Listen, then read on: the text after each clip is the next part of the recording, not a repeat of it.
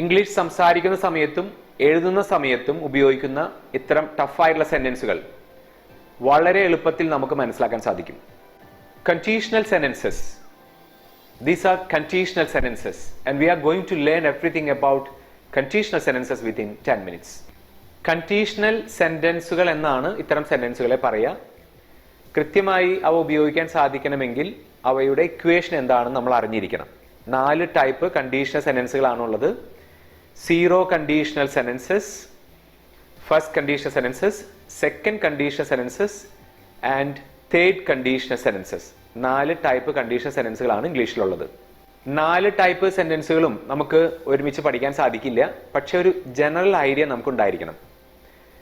Zero conditional sentences എന്ന് പറഞ്ഞാൽ സ്ഥിരമായി ചെയ്യുന്ന കാര്യങ്ങളെക്കുറിച്ച് പറയുന്ന ടൈപ്പ് സെന്റൻസുകളാണ്. അവ നമുക്ക് പിന്നീട് പരിചയപ്പെടാം. ഫസ്റ്റ്, സെക്കൻഡ് കണ്ടീഷണൽ സെന്റൻസുകൾ ഫ്യൂച്ചർ കാര്യങ്ങൾ പറയാനുള്ള സെന്റൻസുകളാണ്. വരാൻ പോകുന്ന കാര്യങ്ങൾ പറയാനുള്ള സെന്റൻസുകൾ. അവ തന്നെ 2 എണ്ണമുണ്ട്. അവ തമ്മിലുള്ള വ്യത്യാസം നമുക്ക് പിന്നീടുള്ള വീഡിയോകളിൽ പറഞ്ഞു തരുന്നതായിരിക്കും. ഇന്ന് നമ്മൾ ഫോക്കസ് ചെയ്യാൻ പോകുന്നത് തേർഡ് കണ്ടീഷണൽ സെന്റൻസുകളെ കുറിച്ചാണ്. അതായത് തീർത്തും കഴിഞ്ഞു പോയ കാര്യങ്ങൾ എങ്ങനെയാണ് കണ്ടീഷണൽ സെന്റൻസ് ഉപയോഗിച്ച് പറയാൻ സാധിക്കുക. എന്താണ് കണ്ടീഷണൽ സെന്റൻസുകൾ എന്ന് നമുക്ക് പരിചയപ്പെടാം. അതായത്, ഇന്നലെ നീ എന്നെ വിളിച്ചിരുന്നെങ്കിൽ ഞാൻ നിന്നെ സഹായിക്കുമായിരുന്നു. ആ ഒരു സെന്റൻസ് നോക്കുകയാണെങ്കിൽ ഇന്നലെ നീ എന്നെ വിളിച്ചിരുന്നുവെങ്കിൽ അതൊരു കണ്ടീഷനാണ്. ഇത്തരം കണ്ടീഷൻ ഉപയോഗിച്ചിട്ടുള്ള സെന്റൻസുകളെയാണ് കണ്ടീഷണൽ സെന്റൻസുകൾ എന്ന് പറയുന്നത്. ഇവയെല്ലാം തന്നെ നമ്മുടെ ജീവിതത്തിൽ ഉപയോഗിക്കുന്ന ടൈപ്പ് സെന്റൻസുകളാണ്. ഫ്രണ്ട്സുമായി ചാറ്റ് ചെയ്യുന്ന സമയത്തും വാട്സപ്പ് മെസ്സേജ് അയക്കുന്ന സമയത്തും ഒക്കെ ഇത്തരം സെന്റൻസുകൾ നമുക്ക് ആവശ്യമുണ്ട്. If I'd had enough money, I'd have bought a mobile for yesterday. എൻ്റെ ആവശ്യത്തിന് പണം ഉണ്ടായിരുന്നെങ്കിൽ ഞാൻ നിനക്ക് വേണ്ടി ഇന്നലെ ഒരു mobile വാങ്ങുമായിരുന്നു. If I hadn't been busy last week, I'd have called you. ഞാൻ കഴിഞ്ഞ ആഴ്ച തിരക്കിലല്ലായിരുന്നെങ്കിൽ നിന്നെ വിളിക്കുമായിരുന്നു. Would you have come here last Friday if I'd invited you? ഞാൻ നിന്നെ ക്ഷണിച്ചിരുന്നുവെങ്കിൽ നീ കഴിഞ്ഞ വെള്ളിയാഴ്ച ഇവിടെ വരുമായിരുന്നോ? ഇതെല്ലാം ജീവിതത്തിൽ ആവശ്യമുള്ള ടൈപ്പ് സെന്റൻസുകളാണ്.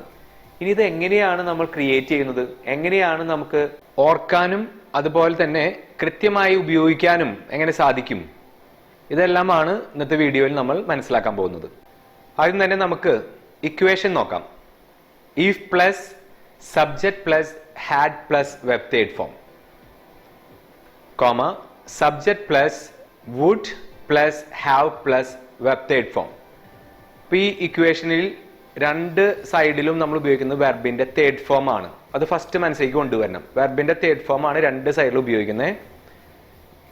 ഈഫ് പാർട്ടിൽ നമ്മൾ ഉപയോഗിക്കുന്നത് had plus verb third form ആണെങ്കിൽ മെയിൻ സെക്ഷനിൽ നമ്മൾ ഉപയോഗിക്കുന്നത് would plus have plus verb third form ആണ്.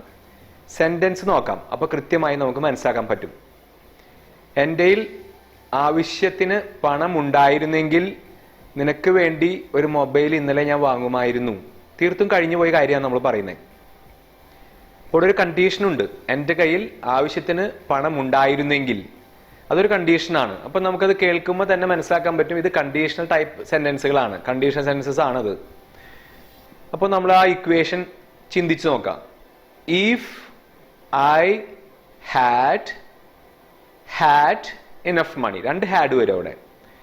ഒന്ന് ഓക്സിലറി വെർബാണ്, ഒന്ന് മെയിൻ വെർബാണ്. അപ്പൊ ഇവിടെ if I had enough money. പക്ഷെ നമ്മൾ അവിടെ if I had enough money എന്ന് പറയില്ല, അത് ഷോർട്ട് ഫോം ആക്കണം.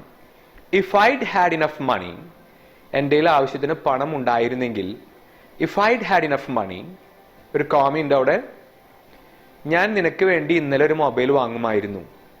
I would have bought. Buy എന്ന വെർബിന്റെ തേർഡ് ഫോം ആണ് bought, past participle form. I would have bought a mobile for U. നിങ്ങൾക്ക് വേണ്ടി ഒരു മൊബൈൽ ഞാൻ വാങ്ങുമായിരുന്നു.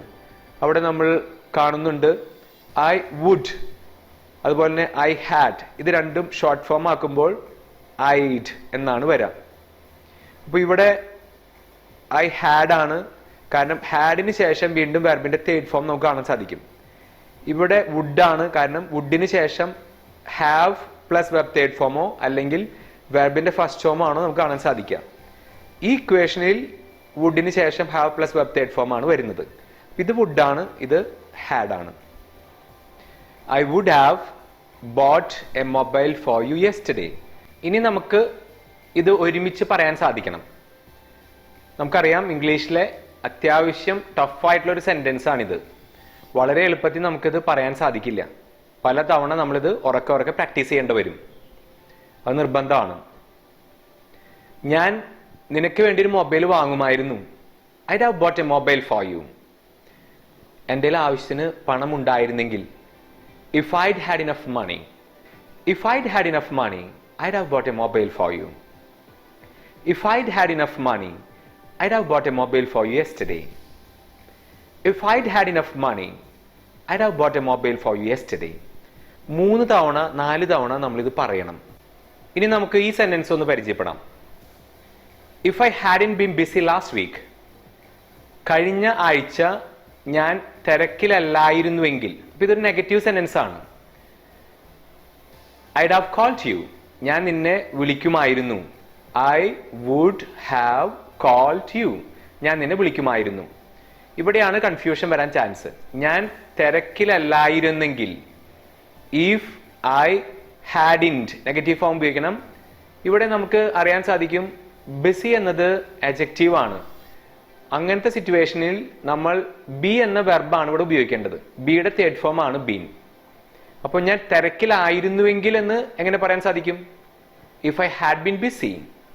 ഞാൻ തിരക്കിലല്ലായിരുന്നുവെങ്കിൽ, if I hadn't been BC.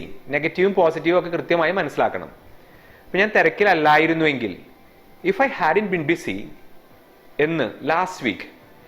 If I hadn't been busy last week, കഴിഞ്ഞ ആഴ്ച ഞാൻ തിരക്കിലല്ലായിരുന്നുവെങ്കിൽ, ഐഡ് ഹാവ് കോൾഡ് യു, നിന്നെ ഞാൻ വിളിക്കുമായിരുന്നു. ഇനി 3 തവണ അത് ഉറക്കെ പ്രാക്ടീസ് ചെയ്യണം. If I hadn't been busy last week, I'd have called you. If I hadn't been busy last week, I'd have called you. If I hadn't been busy last week, I'd have called you. നിങ്ങൾ നിർബന്ധമായും ഒരു പ്രാവശ്യം ഈ video കാണണം. എന്നിട്ട് വീണ്ടും അത് repeat ചെയ്യുന്ന സമയത്ത് വീണ്ടും ഒരു പ്രാവശ്യം കൂടി കാണണം. നിങ്ങൾ ആ കാണുന്ന സമയത്ത് നിങ്ങൾ ഓരോ സെന്റൻസ് കേൾക്കുമ്പോഴും പോസ് ചെയ്യുകയും ഉറക്കെ പ്രാക്ടീസ് ചെയ്യുകയും വേണം. അപ്പൊ ഇത്തരം സെന്റൻസുകളൊക്കെ നമുക്ക് വളരെ പരിചയമാവും. പരിചയമാക്കാതെ നമുക്ക് ഇവ ഉപയോഗിക്കാൻ സാധിക്കില്ല. യാഥാർത്ഥ്യം നമ്മൾ മനസ്സിലാക്കണം. നമുക്ക് പ്രാക്ടീസ് വേണം. എങ്കിൽ മാത്രമേ നമുക്കിവ ഭംഗിയായി ഉപയോഗിക്കാൻ സാധിക്കുകയുള്ളൂ.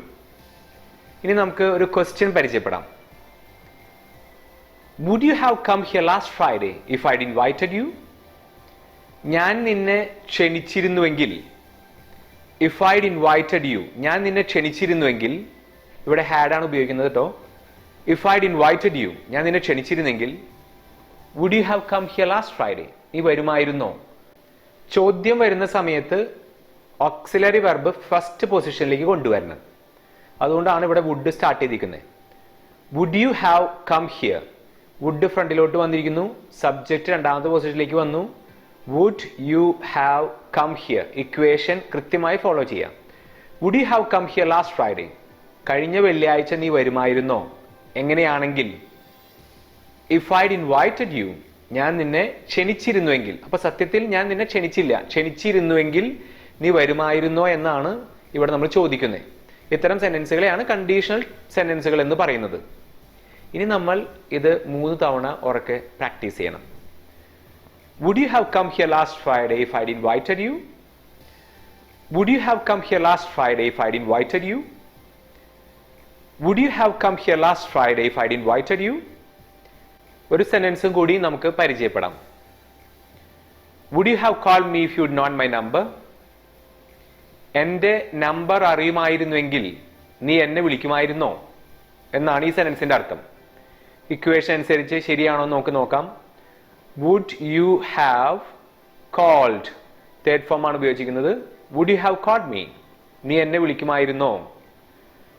If you had known, know എന്ന വെർബിന്റെ തേർഡ് ഫോം ആണ് നോൺ.